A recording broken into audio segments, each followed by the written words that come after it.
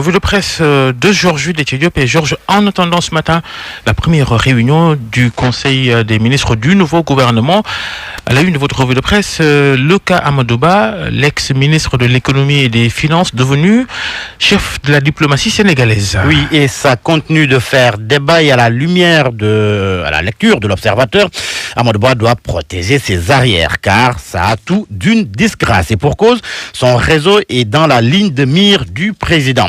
Et l'on nous souligne qu'il a des ambitions présidentielles. Et vous avez quoi? L'observateur indique que le nouveau ministre en charge des Finances, Abdoulaye Daouda Diallo, aura un grand rôle à jouer dans cette opération. Disgrâce ou promotion, en tous les cas, le journal Le Quotidien affirme que Macky Sall va décider de l'avenir du nouveau ministre des Affaires étrangères aux prochaines locales. Et tout dépendra des investitures à Dakar. Et à Linguignay, dans tout cela, il est maintenu au ministère de l'Intérieur avec un excellent rang protocolaire, de la poudre aux yeux, sans dire source A pour qui Macky Sall l'a déplumé. Le journal relève qu'à Linguignay est amputé de la sécurité publique. Et au moment où la question de la fusion de la police et de la gendarmerie est régulièrement agitée, il n'est pas sûr que le chef de l'État ne nous sorte prochainement de ses bottes un ministre délégué en charge de la sécurité publique.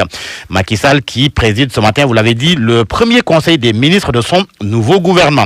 C'est ce que nous apprend Vox Populi. Le journal souligne par ailleurs que Macky Sall lance l'opération recasement des sinistrés. Et ça démarre par Ismaïla Madior Fall et Mame Mbaye Niang, nommés respectivement ministre d'État à la présidence de la République et ministre chef de cabinet du président de la République.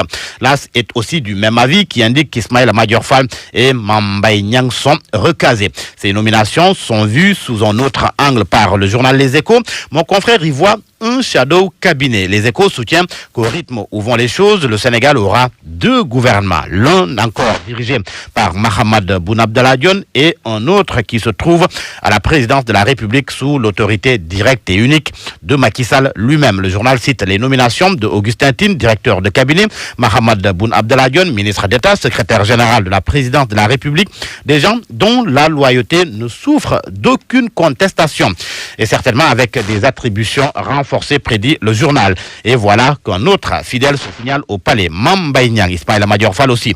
Et les Échos l'estampillent déjà super ministre de la Justice. Augustin Tine, le journal Les Échos parle de lui. Tribune également évoque son cas, son départ du gouvernement, le départ d'Abdoulaye Sall, d'Angélique Manga, Mame Thierno Dieng, Moustapha Diakhaté. Tribune souligne à propos de tout cela que Macky sanctionne Touba, Thiès et Ziguinchor. Enquête pendant ce temps s'intéresse à l'avenir au sein de la mouvance présidentielle. L'équation des transhumants se pose selon mon confrère. Part du lion pour l'APR, portion congrue pour les alliés. Macky, selon le journal, prend la main pour son quinquennat. Et en zappant les transhumants, le professeur Moussa Diaw considère que Macky Sall a suivi l'opinion allergique à cette forme de récupération politique. L'enseignant-chercheur ne donne pas cher de leur peau lors des locales de décembre 2019. Le professeur Iboussane, lui, considère que ne décrète pas plutôt la déchéance des transhumants qui peuvent encore servir. Un dossier à lire à la page 3 du journal Enquête. Les journaux Record et Stade s'intéressent ce matin à la Ligue des Champions, à la suite des quarts de finale aller et le match Manchester United-Barcelone aujourd'hui. Pour Record, il s'agit d'un choc. Le journal Stade parle d'un match explosif ce soir.